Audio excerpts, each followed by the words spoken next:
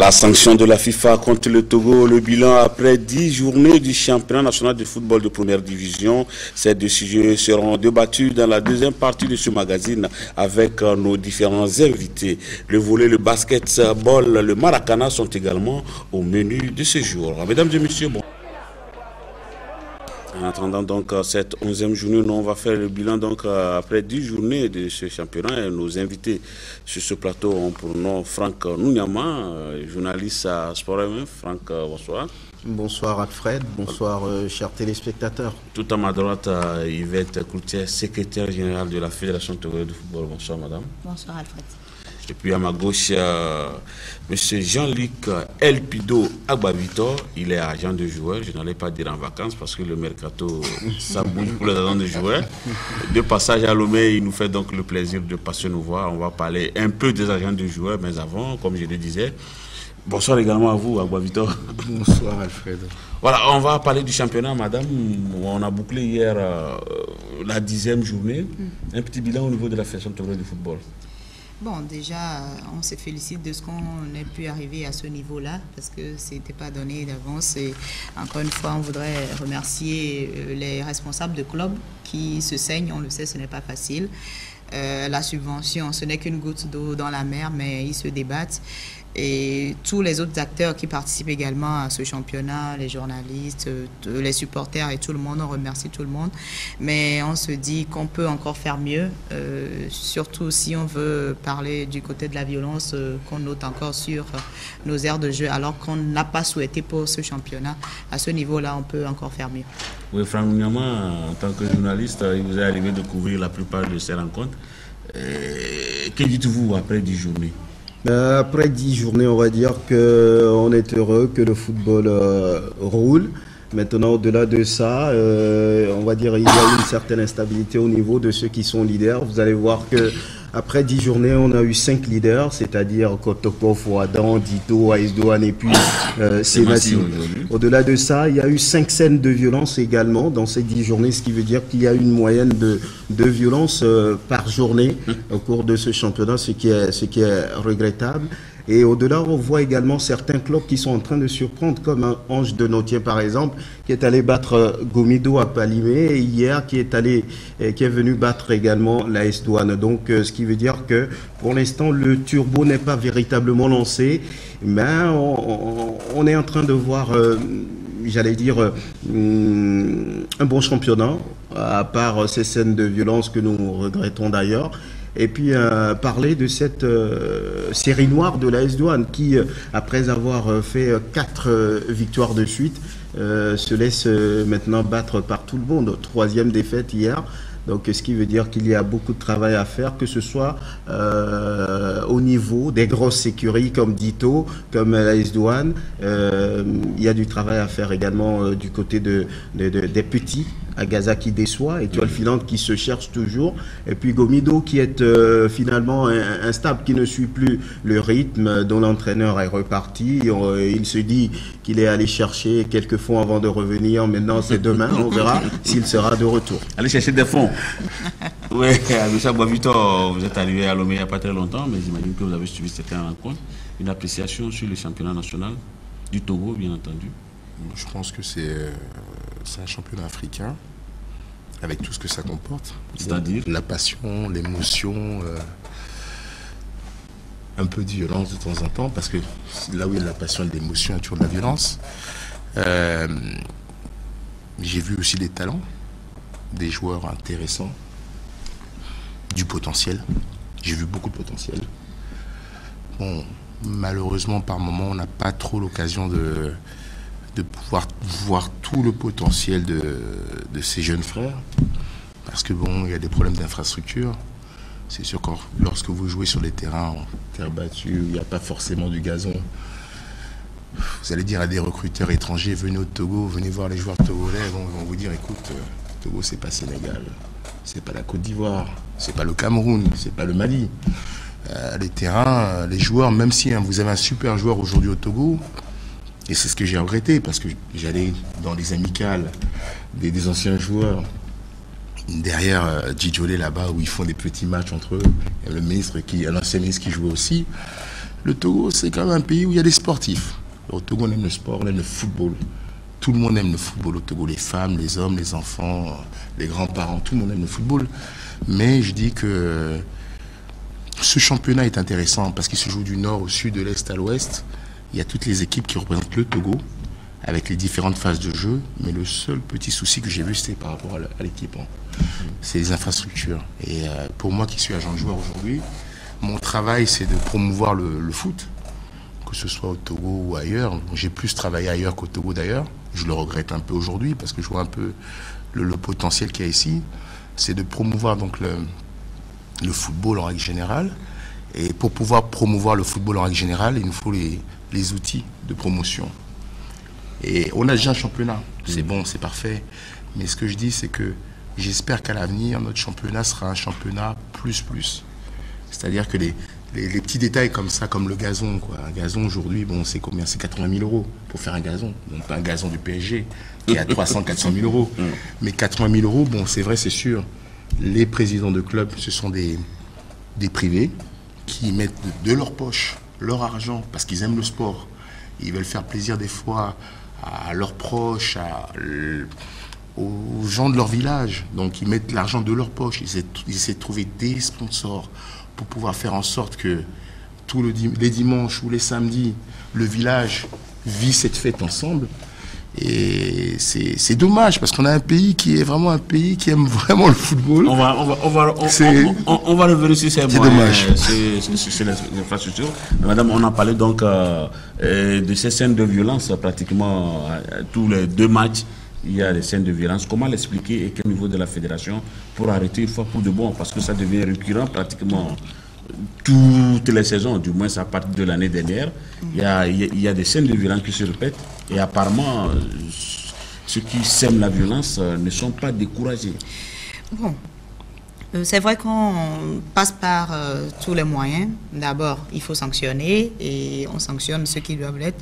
Mais comme notre ami l'a dit tout à l'heure, là où il y a de la passion, il y a de l'émotion, il y a quelquefois des frictions. Et nous avons constaté, on a eu à discuter un peu de part et d'autre avec les clubs, les responsables, certains sportifs, puisque on est également sur les aires de jeu tout le temps pour suivre comment ça se passe. Mais vous savez, il y a plusieurs constats qui sont faits. D'abord, on ne maîtrise pas toujours les supporters.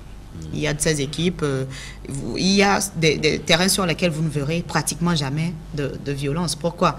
Parce qu'on arrive à canaliser ce groupe-là. Qui le fait? Vous ou bien ce sont les... Non, ce n'est pas la fédération qui va quand même canaliser les supporters. Non, c'est les clubs, c'est les responsables des clubs qui vont le faire.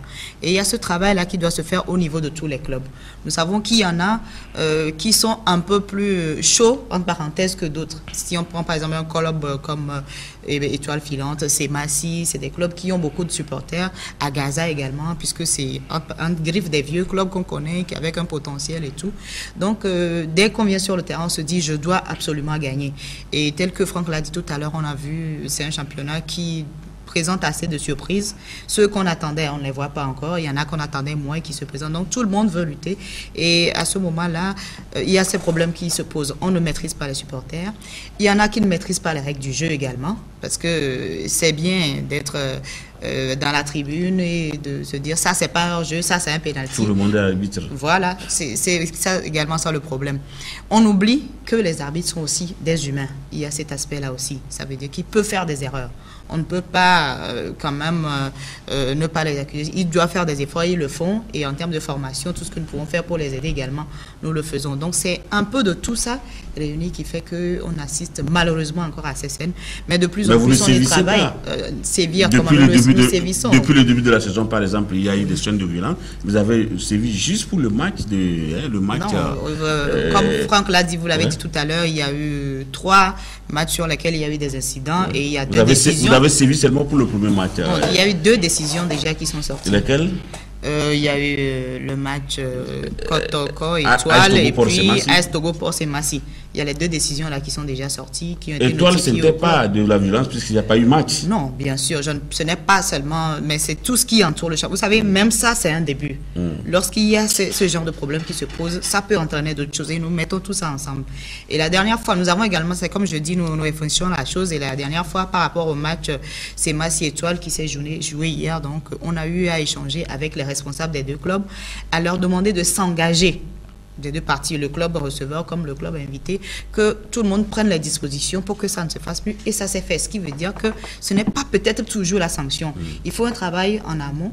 Et puis après, l'aval aussi suit. Donc, on va continuer comme on le fait toujours. Est-ce que l'état des stades, l'environnement aussi, ne prédispose pas à ces sanctions? Il y a des matchs qu'on peut peut-être amener. Non, c'est vrai, on y a pensé. Comme le match dont j'ai parlé tout à l'heure, Étoile Sémassi, on s'est dit on pouvait délocaliser ce match. Mais est-ce que c'est la solution? Parce que le terrain d'Étoile Filante, par exemple, n'a pas grand-chose à envier à Gaza en termes de... Il y a peut-être une partie de gazon, mais il y a les spectateurs qui sont déjà nez à nez avec les officiels et ce n'est pas toujours facile. Mais si nous nous retrouvons au cours d'une journée, par exemple, avec 3 matchs sur des stades de ce genre, on n'a qu'un seul municipal et qu'un seul stade de Kégué. On va faire comment pour délocaliser l'autre?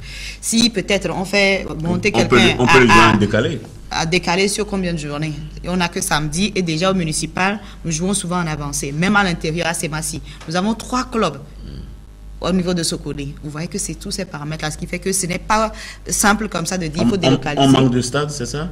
Oui, bien sûr, on n'en a pas. On a des stades, mais qui ne répondent pas réellement aux normes dont on a besoin pour le niveau que nous avons aujourd'hui pour nos joueurs. Donc, il faut que des efforts soient faits. Certains peuvent dire, pourquoi est-ce qu'on a homologué alors ces stades? Si nous prenons peut-être 10 stades, si on devait tenir compte de tout ça, on homologuerait peut-être 2. Et le championnat serait difficile à jouer. Donc vous êtes obligé de faire avec. On fait avec, mais on va tout faire. On continue quand même au niveau moral à discuter avec les clubs, à leur dire de conscientiser leurs supporters. Mais également, on va continuer à sévir comme on l'a fait. Ça va se poursuivre. Franck, on fait avec l'état des stades.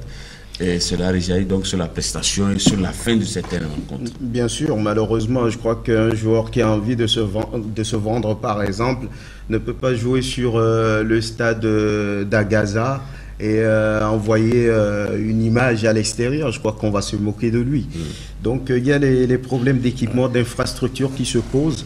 Je pense qu'il faut en arriver là et qu'on trouve une solution par rapport au stade Oscar Anthony et celui de Bossimé. Parce que vous l'avez dit, les supporters sont pratiquement sur la pelouse, si pelouse il y a, bien sûr. Donc, et quand il y a but, même quand il y a voilà, but, on envahit. Donc voilà pourquoi des fois on propose que les matchs soient joués au stade municipal. Ça se fait dans le temps, en nocturne on jouait. Pourquoi ne pas jouer en nocturne, madame? Voilà. Tu poses un problème d'électricité? Bon, vous savez, vous-même vous l'avez dit, c'est également des frais qu'il faudra engranger, c'est pas donné. Même déjà la petite participation qu'on demande au club pour louer ces stades-là, c'est déjà des problèmes. Donc, mais c'est également des options et ne sont pas négligées. Voilà. Alfred, juste si vous permettez, c'est qu'il faut également rappeler que c'est vrai, là où il y a la passion, il peut y avoir la violence, mais la passion n'explique pas la violence. Je crois qu'il faut continuer par éduquer les supporters, parce que quand on vient suivre un match de football, on est d'accord avec le fair play, on est d'accord avec la fraternité, on est d'accord avec l'amitié, tout. Sauf la violence. Donc je crois qu'il faut dire aux commissions de discipline qu'elle est nonchalante, qu'elle fait avec une certaine lenteur parce qu'elle ne sévit pas comme il faut. Même ça voilà aussi, ce madame. Qui, pourquoi on traîne à prendre des décisions avant peut-être de passer la parole là-bas? Pourquoi on traîne? Non, c'est comme je vous ai dit, c'est un tout. Vous savez, il ne suffit pas, par exemple, de dire oui, il y a eu de la violence. Il faut également des fois situer les responsabilités. Oui, est-ce qu'on doit mettre du temps pour les situer? Des fois, il le faut. Des fois, parce que vous devez discuter quand même avec les acteurs. Il ne suffit pas de dire oui, on a tapé tel. Pourquoi est-ce qu'on a tapé? Comment ça s'est passé? Qu'est-ce que les clubs en pensent? Qu'est-ce que les officiels ont présenté comme rapport? Il y a tout ça. Et il y a également les tests, parce que les matchs ne sont pas homologués juste le lendemain de la rencontre. Il y a tout ça, c'est un tout. Donc, c'est vrai qu'on a demandé à cette commission-là de faire encore plus d'efforts, d'accélérer, parce que c'est vrai, quand il y a déjà eu on a vu au niveau d'Agaza, ça s'est produit 2 fois, et certains ont dit c'est parce que, bon, Agaza a laissé faire qu'il fallait résister, mais c'est pas vrai, c'est pas évident. Donc, on va continuer à éduquer les gens comme Franck l'a dit. Bah, disons que, pour reprendre cette histoire de violence sur les stades, on l'a connu avec Liverpool, on l'a connu avec d'autres grandes équipes en Europe. Et généralement, ce qui se passe dans ce genre de cas, c'est que, comme vous l'avez dit, il faut que les clubs responsabilisent leurs supporters. Alors comment allons-nous faire pour que les clubs responsabilisent leurs supporters? Il va falloir que les clubs comprennent que dès lors qu'un supporter monte sur le terrain, sur le green, le match n'est pas fini pour revendiquer soit un hors-jeu ou une action violente que l'arbitre n'aurait pas sifflé. Le match peut lui être donné perdant, tout simplement. Et il va falloir que les clubs comprennent aussi que c'est à elles qu'incombe la responsabilité de savoir parmi leurs supporters quels sont les supporters qui sont les plus vindicatifs, parce que c'est pas le rôle de la fédération. La fédération fédère, la fédération gère le championnat. Voilà, mais c'est les clubs qui ont, comment dire, un comité directif qui gère, comme on dit, le fan club, les ultras, vous les appelez comme vous voulez, tous ces personnes qui supportent leurs joueurs et leurs clubs, qui sont fidèles au poste. Ils savent très bien qui sont ces gens qui, pour un oui, pour un non, montent sur le terrain, se permettent de ne pas respecter les règles sportives et chaleureuses que nous implique la FIFA. Donc, ces clubs-là, bon, une fois, deux fois, trois fois, si c'est toujours les mêmes, au bout d'un moment, il va falloir que, et là, ça sera le rôle de la fédération, par contre, de mettre en place des règles bien claires et structurées, que quel que soit le club qui joue dans ce championnat-là, il y a des règles qui sont là, qui sont établies. Il y a un carré, il n'y a pas un rond. Un carré et on ne dépasse pas le carré. C'est une fois, vous avez un problème, vous perdez le match. Deux fois, vous jouez avec moins de supporters. À huis clos peut-être. À huis clos. C'est simple. Une fois, deux fois, trois fois, je pense que les supporters ne voudront pas qu'à l'arrivée, leur équipe se retrouve dernière du championnat parce qu'elle a moins 30 points d'avance. Et à ce moment-là, je pense que ça va, comme on dit, éduquer un peu, hein, mais il faut commencer par quelque chose, hein. Éduquer un peu les supporters, ces supporters-là, et enfin permettre, donner la chance à, comme vous dites, certains bons joueurs qui sont dans le championnat, qui jouent dans certaines équipes, de pouvoir se promouvoir pour qu'on puisse les exporter à l'extérieur. Voilà, vous avez parlé donc de points qu'il va falloir soutirer à certaines équipes. Nous allons repartir du côté de la régie pour voir avec Modeste Kouma les autres résultats de cette 10e journée et le classement après donc 10 journées de disputées dans ce championnat national de football de première division.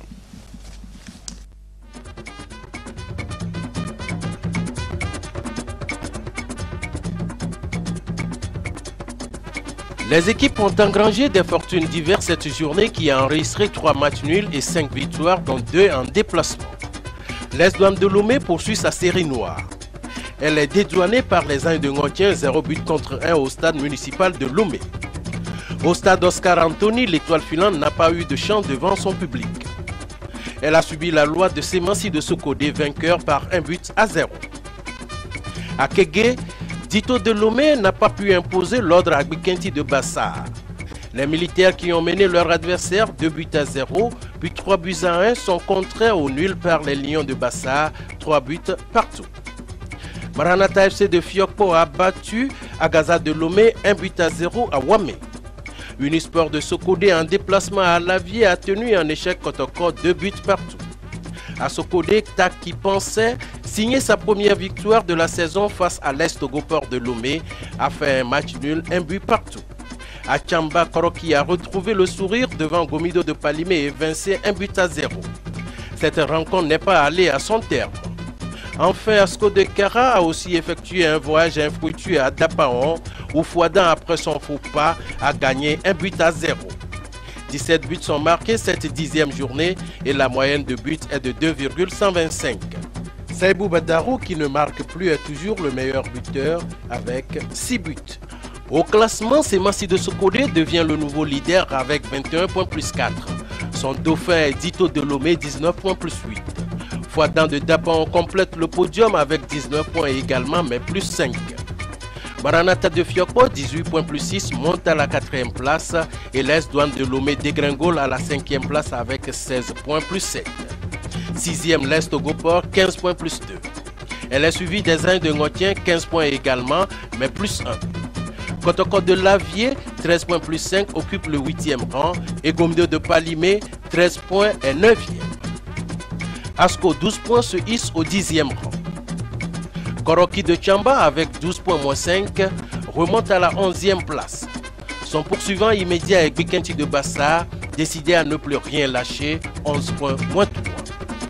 Dans la zone relégable, on retrouve Unisport de Sokodé, 13e avec 10 points moins 3. Agaza de Lomé, qui a perdu ses dards, est 14e avec 9 points moins 7. L'Étoile filante de Lomé, qui s'éteint, dispose toujours de 7 points et est avant-dernière. Enfin, TAC de Sokodé boucle la marche avec 2 points moins 14.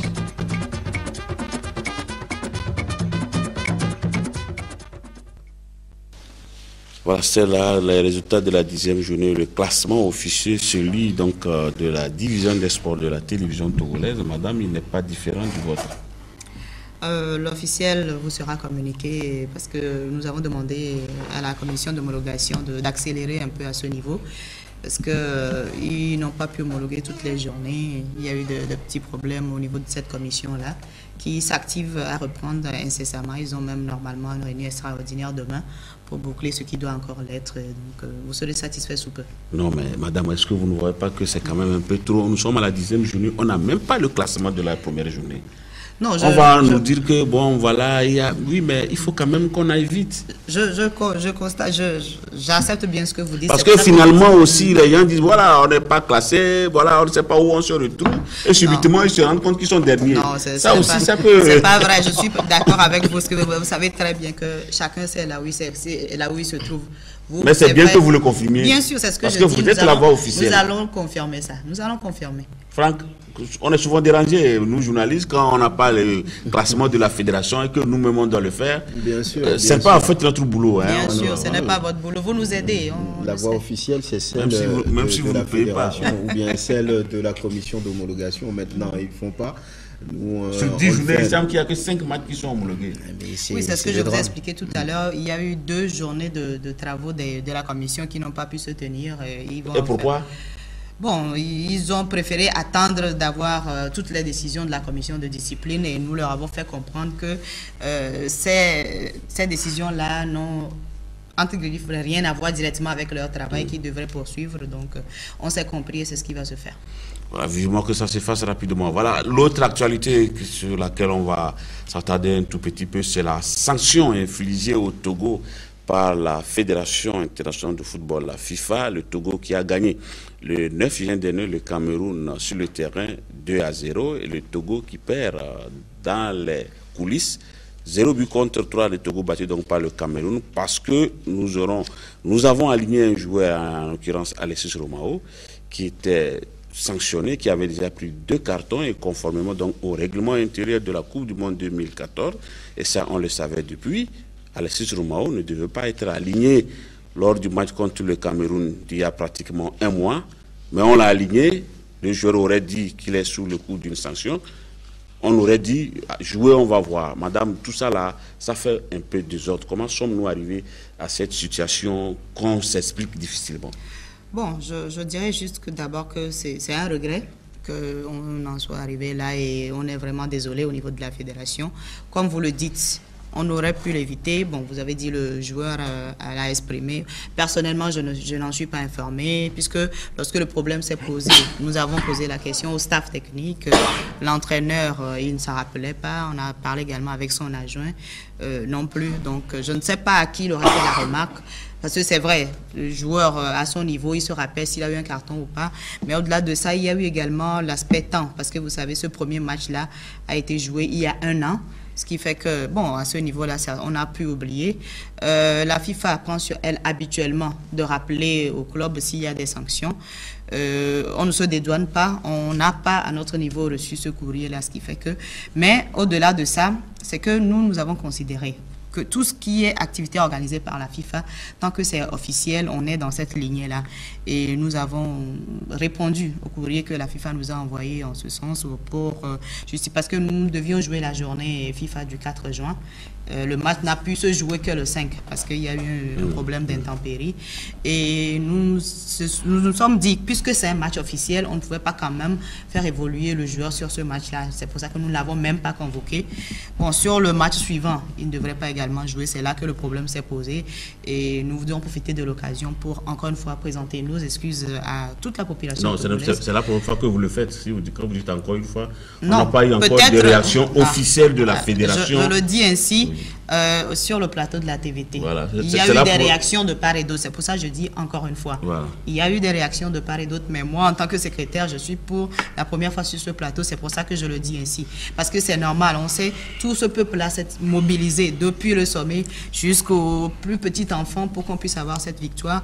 Et bon, ce que je pourrais dire au-delà de ces excuses, au-delà de ces regrets, c'est que, bon, à quelque chose, malheur est bon. Ça aurait été pire si nous avions gagné la Libye. Bon, Dieu merci, si je peux me le permettre. Mais je voudrais également dire à ceux qui pensent, ou ceux qui ont pensé qu'on a vendu le match, il n'en est absolument rien. C'est un ensemble de facteurs qui ont joué en notre défaveur. Toutes nos excuses. Mais madame, c'est déjà pire quand vous dites si on avait gagné la Libye, on n'a pas gagné la Libye, mais c'est pire. Alors, vous confirmez aujourd'hui que vous n'avez pas, au niveau de la fédération, reçu de courrier? Je n'ai pas reçu de courrier de la FIFA nous rappelant que Romao ne devait pas jouer le match suivant. Selon nos informations, le courrier est arrivé et il a été reçu. Par qui? Par celui qui reçoit d'habitude les courriers DHL de la FIFA. Il n'y a pas une seule personne qui reçoit les courriers. Il y a un secrétariat et il y a des employés de secrétariat. Je suis la secrétaire générale, mais il y a également 3 personnes qui reçoivent les courriers. Il y en a que je reçois directement, il y en a que les agents reçoivent et qui me transmettent. Donc dire que c'est la personne qui reçoit les courriers DHL qui l'a reçu, ça c'est pas évident. C'est pour ça que je me pose le problème. Ok, vous n'avez pas reçu le courrier de la FIFA. On se le dit, même si on sait que le courrier est arrivé, qu'il a été reçu. Bon, disons que vous ne l'avez pas reçu. On fait comme? Mais vous avez dans votre réponse à la FIFA dit que vous avez pensé que le joueur n'ayant pas joué le match amical, oui, vous avez pensé que la sanction était élevée. Ça veut dire que vous savez qu'il y avait une sanction? Non, en fait, je viens d'expliquer. On ne va pas reprendre exactement ce que je vous ai dit. Ou c'est moi qui ne comprends pas? Non, vous comprenez parfaitement. C'est parce que vous voulez me dire ce que j'ai déjà dit. Oui, puisque vous dites, allons-y, vous avez dit que vous n'avez pas reçu de courrier. Oui. Ça, on passe là-dessus. On ne va pas, parce que si vous dites non, vous n'avez pas reçu, on ne va pas vous obliger à dire oui. Non, vous dites que vous n'avez pas reçu. Voilà. Parce que quand on reçoit des courriers, même si moi je continue pas à dire que nous, selon nos enquêtes, le courrier est arrivé. Voilà, on ne va pas polémiquer.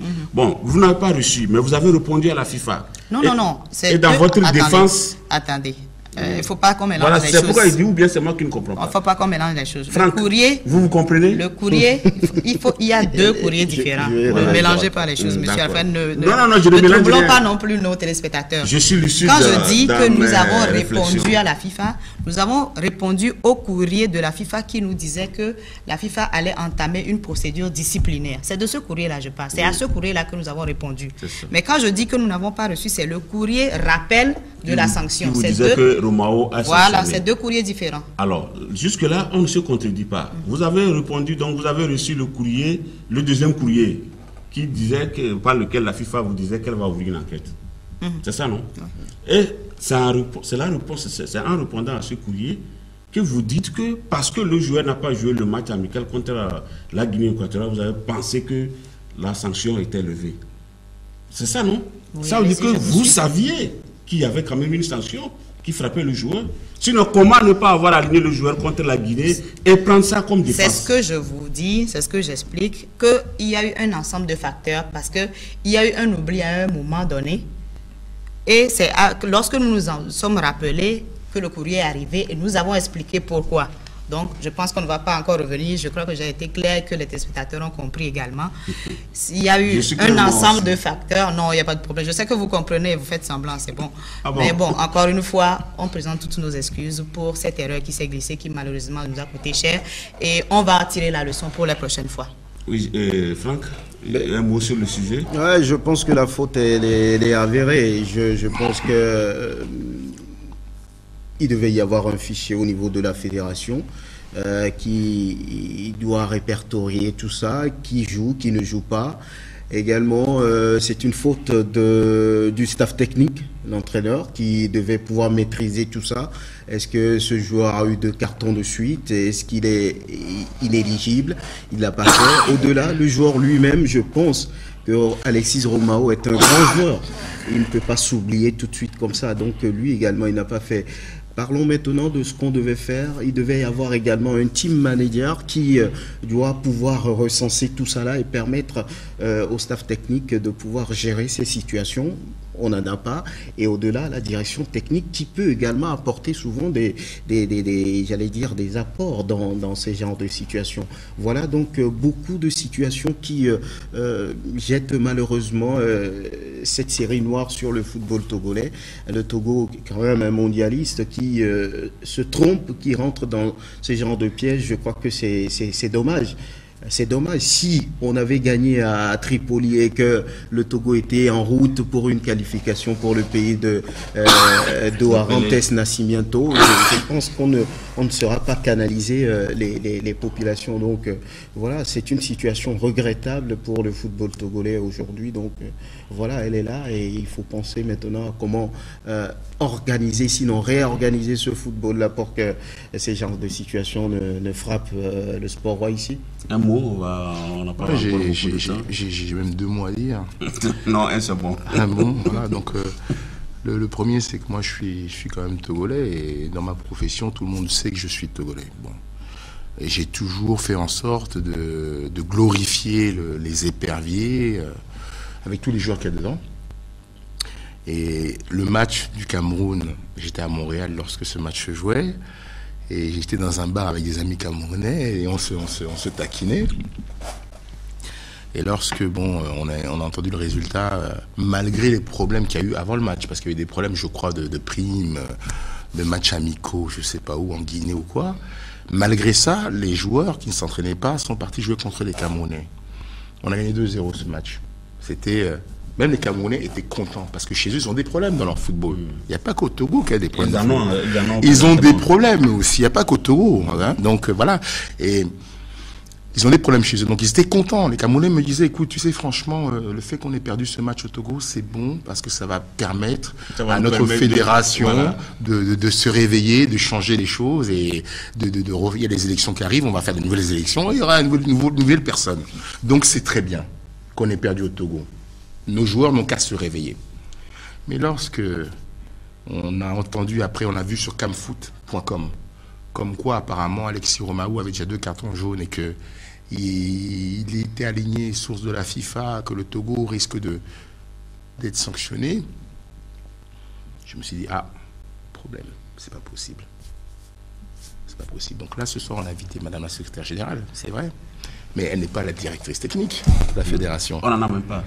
Écoutez, vous lui posez des questions, c'est pas elle la directrice technique de la fédération. C'est elle que je m'adresse à elle, parce que c'est quand même la secrétaire. C'est moi qui suis à côté de lui, c'est normal. Alors, d'habitude, comment ça se fait, la gestion des cartons? Est-ce qu'au niveau du staff, vous savez s'ils ont quelqu'un qui les gère? Est-ce qu'au niveau du secrétariat, vous avez mandaté quelqu'un pour gérer ces cartons? Est-ce qu'il y a des instituts comme ça? Bon, pas officiellement. En fait, au niveau du staff technique également, c'est comme Franck l'a dit tout à l'heure, c'est besoin de répertorier un peu tout ça. Est-ce que vous leur demandez souvent ça? Pas souvent. Je ne dirais pas autre chose, je ne vais pas incriminer quelqu'un ici, pas souvent. On leur a fait confiance et on s'est dit qu'ils faisaient leur travail normalement. Et c'est pour ça que j'ai dit tout à l'heure que de cette situation, on tirera des leçons. Personne n'est jamais parfait. On n'a pas fini d'apprendre, on va continuer et on va faire en sorte que ce genre de situation ne se présente plus. Il semble que ça n'a pas été facile au niveau du bureau pour régler ce problème. Les réunions qui ont suivi cette affaire, ça n'a pas été facile à gérer. La réunion n'a pas été extraordinaire par rapport aux autres. Ok. Voilà, nous n'avons pas beaucoup de temps. On avait un sujet sur la revue de presse, sur la gestion que la presse a faite de ce sujet, de cette sanction. On doit également parler de Didier Six. On va sur ce sujet, sur la revue de presse, et puis si on a 30 secondes, on va dire un mot sur le cas de Didier Six, parce qu'il semble que lui aussi veut partir. Voilà, on me dit qu'on ne pourra pas passer ce sujet, madame. Maintenant qu'on a essayé de vider cette affaire de sanctions, on va parler du D6. Il semble que lui aussi dit qu'il va partir et qu'il vous aurait envoyé une correspondance. Sur ça aussi, j'ai entendu d'officiel. Bon, en fait, c'est simple. J'ai appris, comme tout le monde, surtout par voie médiatique, le sélectionneur aurait envoyé un courrier de démission à la fédération. Nous n'avons pas reçu de courrier de démission de M. Didier Six. Didier Six nous a envoyé un courrier daté du 13 que nous avons réceptionné le 14 par voie d'huissier. et qui, selon lui, il considérait que nous avons rompu son contrat pour certaines situations, surtout d'ordre financier. Mais j'ai eu personnellement appelé le sélectionneur pour le dire. Mais ce qui est bizarre d'abord, c'est que ce courrier, nous le recevons le 14, il a été écrit le 13, mais le 14, toi Didier, tu es sur le banc avec l'équipe en Libye. Si tu considères qu'il y a une rupture de contrat, comment ça se fait que tu es encore sur le banc avec les joueurs? Il n'a pas trouvé une très bonne réponse à me donner sur le sujet. Donc là, je me suis dit, c'est qu'il y a matière à réflexion. Mais au-delà de ça, puisque nous avons reçu le courrier, nous avons transmis au ministère des Sports parce que tout le monde le sait, c'est l'État qui a engagé le sélectionneur sur, bien sûr, notre proposition et qui nous l'a mis à disposition. Donc, nous avons échangé sur le sujet, surtout que la plupart des points mentionnés par M. Didier dans son courrier ont déjà fait l'objet de discussions au niveau du ministère avec lui. On a cru s'être entendu. Bon, étant donné qu'il s'agit de contrats, il faudrait qu'on fasse également selon les normes. Donc, nous l'avons encore appelé. Nous l'avons invité et ça va se faire sûrement juste après les législatives parce que plusieurs de nos officiels ne sont pas sur place pour pouvoir encore discuter. Parce qu'on ne voudrait pas se retrouver dans un cas comme celui de Thyssen qui va nous coûter à l'État togolais, bien sûr. Plus, voilà, donc on n'a pas reçu de courrier de démission de Didier Ciss. Il a posé des problèmes, il a expliqué certaines situations. On lui avait déjà répondu par rapport à ça. Il revient dessus, on se dit qu'il faut toujours en discuter et c'est sûr qu'on trouvera une solution. Franck, un mot là-dessus? Mais Didier Ciss, tel qu'on le connaît, on sait qu'il dit quelque chose le matin, l'après-midi, il dit autre chose. Donc pour l'instant, moi j'attends une lettre de démission officielle pour croire à ce qu'il dit, parce que c'est quelqu'un qui nous a habitués au retournement de situation, donc on attend. On attendra donc de voir... On attendra donc de voir, monsieur l'agent de joueur, bon, c'est vrai que vous avez de côté les entraîneurs, un entraîneur qui part aujourd'hui, qui est là demain. Mais disons que, pas très... non, mais disons que la situation n'est pas compliquée, elle est simple. Je ne sais pas pourquoi cette histoire de Didier Ciss, ça va faire couler de l'encre ou couler des... C'est très simple. L'entraîneur, il est là pour l'instant. Est-ce que la fédération a renvoyé cet entraîneur? Non, il est toujours en poste, d'accord? Bon, est-ce que cet entraîneur, il a des problèmes de salaire? S'il a des problèmes de salaire, qu'on lui donne son reliquat. Et maintenant, si cet entraîneur veut quitter le Togo, qu'il quitte le Togo, qu'il démissionne et qu'il s'en aille. C'est simple. Vous savez, aujourd'hui, les choses, elles sont simples. Le Togo, c'est un petit pays, d'accord, qui n'est pas très connu dans le monde, qui essaie de se faire connaître par son football. On n'a pas besoin d'histoire, que les gens viennent de l'extérieur, apportent des histoires. Déjà que notre football, c'est très compliqué. On veut des gens qui font avec passion leur métier, qui viennent pas pour essayer de dire « je pars aujourd'hui, je reste demain, je pars aujourd'hui, je reste demain ». J'envoie une lettre le 13, alors que le 14, je suis sur le banc en Libye, c'est ridicule. Ça n'a pas de sens. Ça fait désordre. Ça fait très désordre. Alors, je veux bien que la presse internationale, comme les Français, la disent « oui, le Togo, ils ont 3 points, Didier Ciss, blablabla », mais qui disent aussi les choses telles qu'elles sont, qui disent pas seulement les choses d'un côté, moi-même je suis français, je suis togolais aussi, dites les choses de l'autre côté. Parce que cet entraîneur, si aujourd'hui dit « demain je reste, demain je pars, demain je reste, demain je pars », comment voulez-vous que les joueurs qui jouent dans cette équipe arrivent à se concentrer sur les focus, sur les objectifs qu'ils ont à atteindre, si déjà la première personne, leur premier rempart, le coach, lui-même ne sait pas s'il reste? On va où? Voilà, on va où? Pour le moment, on ne sait pas avec du site. Il est avec nous, on se le dit. Bon, je parlais donc de cette revue de presse sur le sujet de la sanction de la FIFA. On va revenir là-dessus. On me fait signe qu'on est près de l'autre côté. Ce Romao n'a pas laissé indifférente la presse togolaise. Forum de la semaine, dans sa parution du vendredi 5 juillet, titre « Affaire Alexis Romao et imbroglio à la FECAFOOT ». Le Togo sanctionné en faveur du Cameroun à son tour, suspendu par la FIFA. Selon l'auteur de cet article, les éperviers se voient infliger une défaite de 3-0 qui devait faire les affaires du Cameroun. Plus loin, le journal cite les tests de la FIFA que la FTF a violés.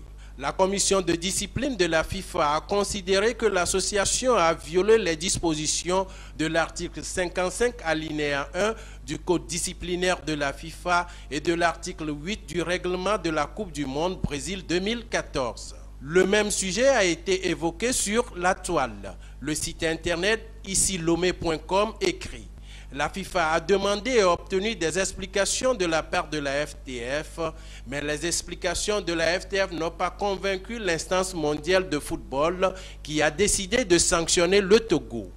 Pour ce site, le Togo et la RDC sont éliminés de la compétition et le Togo se retrouve désormais avec un point, synonyme de la plus mauvaise campagne de qualification qu'il a faite jusque-là.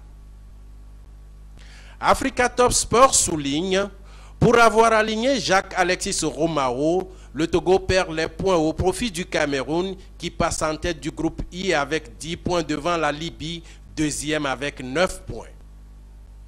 Africa Top Sport et Forum de la semaine indiquent que les 3 points retirés au Togo ne rendent pas encore heureux le Cameroun, car le pays est provisoirement suspendu par la FIFA pour ingérence politique au cours des dernières élections qui ont reconduit Iya Mohamed à la tête de la FECAFOOT. Avant la décision de la FIFA, certaines parutions condamnaient déjà l'attitude de la FTF pour avoir aligné Alexis Romao. Paru le 24 juin, Lettre de la COSA trouve que Gabriel Ameyi enfonce le football togolais dans l'abîme. Ce scandale dû à l'amateurisme puant de M. Ameyi et toute son équipe va occasionner le retrait des points de la victoire pour le Togo, a écrit l'auteur de l'article. L'hebdomadaire Le Tonnerre, rebondissant sur la question, demande simplement la démission de Yvette Clousset, secrétaire générale de la FTF, qu'il considère comme responsable de l'affaire. Selon le journal, faire jouer un joueur sous sanction est un signe d'insouciance, de négligence et de non-maîtrise de sa mission. Yvette Clousset doit des explications au bureau de la FTF, au gouvernement et au peuple togolais, peut-on lire dans les colonnes du Tonnerre. Après que la majorité a établi le constat que le secrétaire général de la FTF n'est pas à la hauteur de sa tâche, Amavi Patatou, porte-parole de la Fédération togolaise de football, demande purement et simplement la démission de Yvette Clousset, écrit la Symphonie dans sa parution du 2 juillet dernier. Voilà, c'est donc le sujet sur la revue de presse consécutive à l'affaire Roma, qu'on peut qualifier désormais d'affaire Romao-Alexis. Madame Yvette, c'est vrai que dans toutes ces parutions, beaucoup ont demandé votre démission. Est-ce qu'il vous est arrivé durant cette semaine, ces 10 jours, est-ce que le mot démission a effleuré votre esprit? Non, pas du tout. Ça, je peux vous rassurer. Je sais reconnaître mes torts et au nom de tout le monde du bureau, en mon nom personnel, je me suis excusée pour cet événement malheureux. Mais pour ce mot-là, vous pouvez le laisser de côté. Dieu voulant bien gérer jusqu'au bout de ma mission. Merci, madame. Oui. Franck, un dernier mot, on va finir ainsi cette émission. Oui, juste dire qu'on est en train de négliger un tout petit peu la qualité de cette nouvelle génération de joueurs avec qui on peut profiter et faire beaucoup de choses. Maintenant, il faut repenser ce football et permettre à cette génération de pouvoir gagner quelque chose parce qu'elle en a les moyens. Voilà, monsieur Agbavito, on n'a pas beaucoup de temps, on devait parler de votre fonction dans un de joueurs, mais j'espère que vous êtes encore là pour quelques jours à Lomé. On va donc finir cette émission. Un dernier mot. Je suis là, mais moi je suis tout à fait d'accord avec Franck. C'est vrai que dans tout ça, on n'a pas parlé de la qualité qu'on a extraordinaire, exceptionnelle, de ce cru qu'on a pétillant. Pour les éperviers, on a une très bonne qualité, très douce qualité.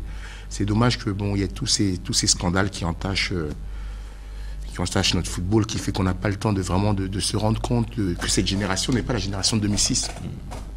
La génération de 2006, c'était la transition, mais là, on a une génération vraiment qui est délicieuse, quoi. Moi, je suis un amateur de football, c'est mon métier. Elle est généreuse, elle donne tout pour son pays. Et je trouve ça merveilleux, quoi, que des Togolais qui sont beaucoup pour entre eux, nés en France, qui n'ont pas grandi au Togo, qui ne connaissent pas le Togo. Moi, je suis né en France, mais j'ai un peu grandi au Togo quand même. Qui n'ont pas grandi au Togo, qui ne connaissent pas leur pays, se donnent à fond. On l'a vu pendant la CAN. Malgré tous les soucis qu'il y a, c'est des guerriers, quoi. Ces joueurs, c'est des guerriers. On a des vrais guerriers dans cette fédération.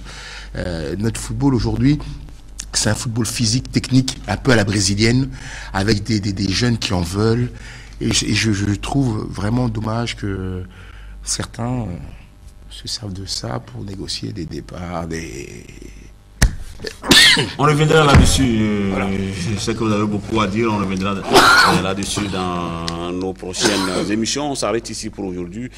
Mercredi, vous serez avec Kouma Modeste. Et jeudi, je vous retrouve pour la page des sports. D'ici là, portez-vous bien. Prenez soin de vous. Chaque jour est une vie et travaillons à la beauté des choses. Bonsoir.